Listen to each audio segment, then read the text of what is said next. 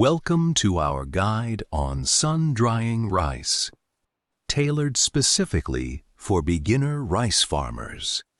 This method is crucial because it reduces the moisture content of rice grains to a level that is safe for storage and milling.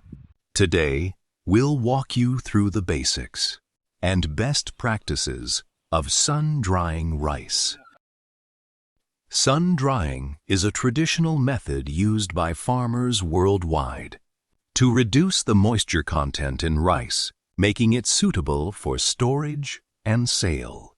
The process involves spreading the rice grains under the sun on a clean surface where they are left to dry naturally.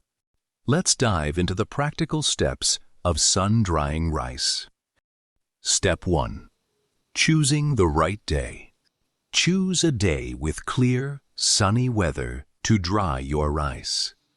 Avoid drying your rice on cloudy day. Step 2. Prepare your drying area. If it's a lawn on your backyard, make sure it is clean and free from contaminants and animals. Step 3. Drying your rice. Spread rice grains in a thin, even layer of 2 to 4 centimeters on a canvas to allow uniform drying. Regularly turn the rice after every 1 hour to ensure all sides are exposed to the sun for even drying. While sun drying is straightforward, several challenges can arise, such as unexpected rain, contamination, and uneven drying. If it rains while drying rice outdoor, quickly cover the grains and bring them indoor. Wet grains can attract mold growth, which can damage your rice.